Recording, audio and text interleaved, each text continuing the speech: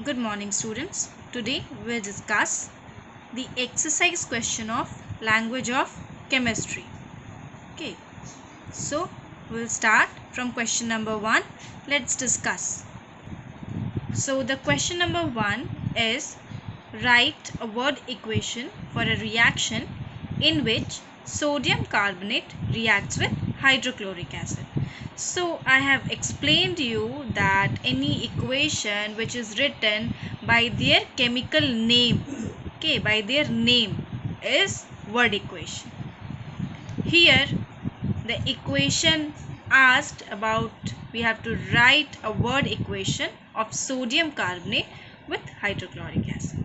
So sodium carbonate plus hydrochloric acid gives out sodium chloride plus water plus carbon dioxide. So what is the formula of these things? So sodium carbonate having formula Na2CO3 plus hydrochloric acid HCl gives out sodium chloride, that is NaCl, plus water H2O plus carbon dioxide CO2. So this is the chemical equation of this word equation. Now you can see that what is word equation and what is chemical equation. Word equation is what? Word equation is by writing any equation by its chemical name. That is your word equation. And what is chemical equation? Writing word equation, writing any chemical equation by using its symbols and formulas. Right? So that is your chemical equation. So here you can see that sodium carbonate formula is Na2CO3, hydrochloric acid is HCl. It gives us what? NaCl, that is sodium chloride, plus water, that is H2O plus CO2. Now you see here if it is balanced or not. First of all, you'll see, count the number of atoms. First you count sodium. So if you count this one, you can see that 2 number of atoms present in the reactant, but in the product only 1 atom is here. So how will make it 2? So we have to add something. We can add something only in the coefficient. So here also we will add 2. Now you see sodium is balanced, 2 atoms of sodium, and in the product side also 2 atoms of sodium. Now you see carbon. Okay, you see carbon. So carbon also 1. Carbon here also 1. So carbon is balanced. Now you see chlorine. Chlorine 1. But here 2 chlorine atom is here. So here also we have to make it 2. So again we will put it, if we'll put it here 2, chlorine will be balanced. So 2Cl in the reactant and 2Cl in the product. Now let's see. Now again you see sodium is balanced, carbon is balanced, chlorine is balanced. Now you see hydrogen. So here 2 atoms of hydrogen, here also 2 atoms of hydrogen. Now you count oxygen. Here 3 oxygen atoms. How many here? 1 and 2, 3. Now this is your balanced equation. So I hope that the balancing, a little bit of balancing concept is clear to you. You'll count the number of atoms. How you will count? Just now I told you that 2, here nothing is written, that is 1. So 2 ones are 2. So 2 atoms of sodium is here. We have to make it here 2 only. So how we'll do? We'll add only coefficient. We can change or we can put something in front of a formula. So we'll put here 2. If we'll put here 2, 2 ones are 2. So 2 sodium balance. So like this you will balance any chemical equation. Second question from your exercise, that is define a chemical reaction. So it's given in your book also that the change of one or more substances into other substances having different composition and different properties is called a chemical reaction. So basically what is chemical reaction? It is a change of that one substance is changed into another substances, which will have a different composition or different properties. Means the properties of reactant will be different and the property of product will be different. And what are reactants and products? So the substances which you will take, which take part in a reaction are called reactant, and the substances which are formed in a chemical reaction are called products. So this is your second answer. The third question is what? Mention the characteristics of chemical reaction. So if you remember that we have learned so many characteristics of chemical reaction, we have learned almost 6 characteristics of a chemical reaction. So we'll write that characteristics here in this question. Like we'll write like this: chemical reactions show the following characteristics. 1. Evolution of gas. Then when you will write the characteristics of evolution of gas, you must write one line that is written in the book. Some chemical reactions takes place with the evolution of gas. And for example, one example you will write, like one example is there in the book: Zn plus H2SO4, that is zinc, plus sulfuric acid. It will give zinc sulfate, that is ZnSO4 plus H2. And this we will mark this by an upside arrow, right? So basically what happened in this reaction? Zinc reacts with sulfuric acid to form zinc sulfate and hydrogen gas is released. So this is the chemical reaction of evolution of gas.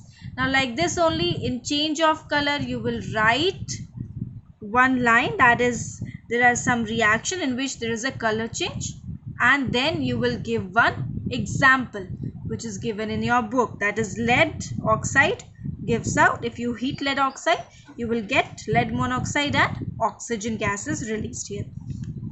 One equation you write. Then you will write the third characteristics, that is change of smell.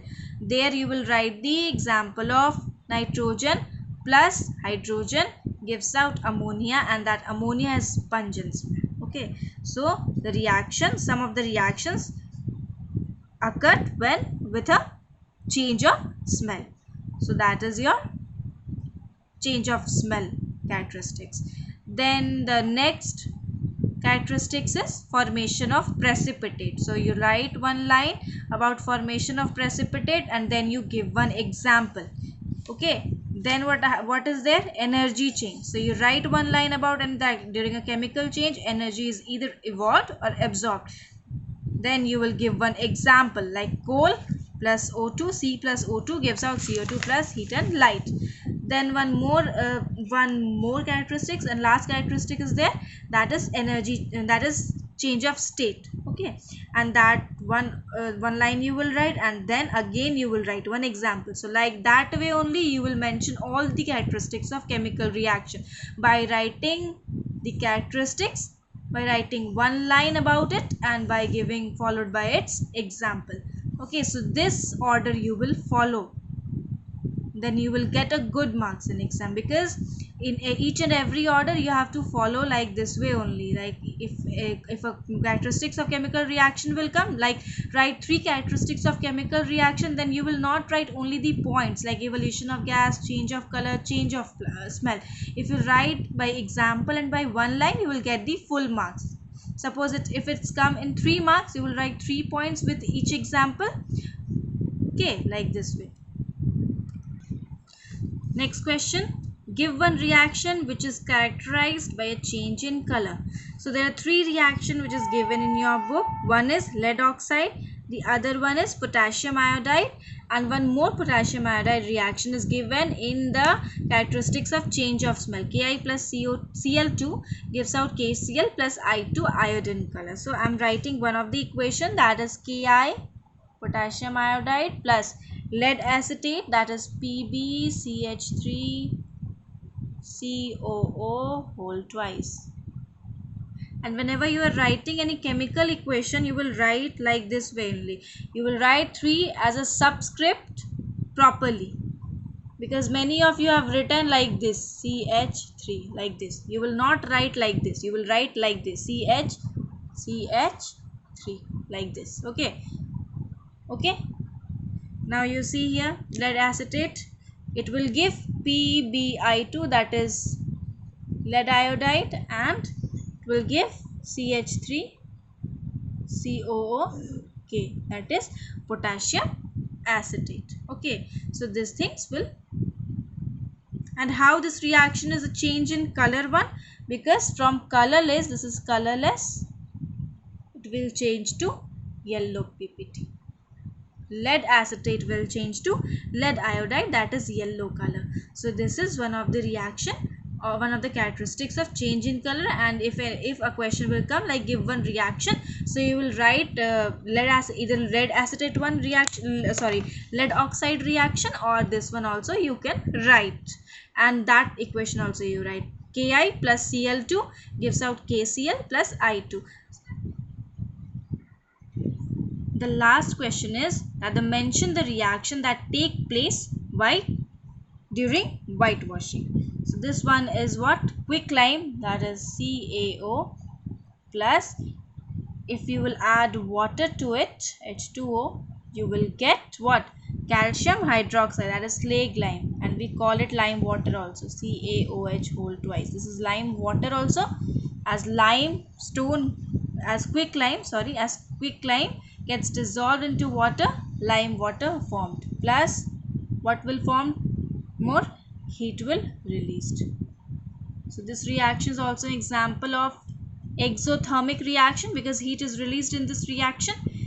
So you will write this equation, CaO, that is calcium oxide, plus H2O water, it will give lime water, that is slag lime, plus heat is released. So this is a reaction which takes place during whitewashing. Now I'm just dictating about tick the correct choice answer.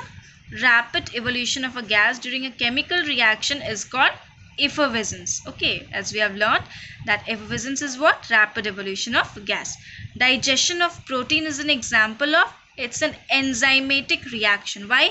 Because we have learned about that digestion of different starch and proteins. These things are digested by some of the enzymes which is present in our body. Those enzymes are, we have read, no, pepsin, amylase, these things. So those enzymes takes part in the reaction. So that is why those reactions are enzymatic reaction. Then an arrow pointing upside at the end of a formula indicates evolution of gas. Okay.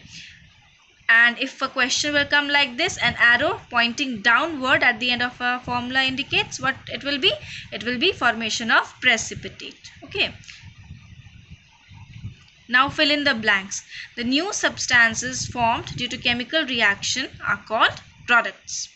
Reaction between magnesium and dilute sulfuric acid liberates hydrogen gas as Mg plus H2SO4 gives out MgSO4 plus H2. Next one, heat is dashed when limestone is burnt to obtain lime. So heat is evolved or absorbed. So when limestone is burnt to obtain limestone is CaCO3. So you know that CaCO3, you will heat it to obtain a CaO plus CO2. So lime will obtain from it by adding heat to it. So the answer will be heat is absorbed when limestone is burnt to obtain lime. As you know that there you can see CaCO3 plus heat gives out CaO plus CO2. So heat is absorbing. The reaction is absorbing heat. So heat is absorbed. Heat is absorbed when limestone is burnt to obtain lime. Then true or false, during a chemical reaction, the law of conservation of mass or matter holds good. Yes, we need to balance a chemical equation. Why? Because we know that atoms are neither created and nor destroyed. Okay, these are only rearranged. So if you will not balance it, that means the atoms created somewhere and it is not getting destroyed. So like this, it will occur in the, we can see that in the reaction. That is why we have to balance a chemical equation. So that is why it is a true statement that during a chemical reaction, the law of conservation of mass or matter holds good. Second one, a large quantity of heat is absorbed when a small quantity of water is added to quicklime. No, it's a false statement because we know when water is added to quicklime, that is CaO, heat is released or heat is evolved. So this is false. Then the third one, the reaction is described in terms of names of the reactants and products. So it is true. As you know that reactants gives out product. So this is all about, we have completed the chapter, we have completed all the exercises question. So read the chapters properly, and if you have any query, please write in the comment box. From the next video we will start a new chapter. So thank you so much.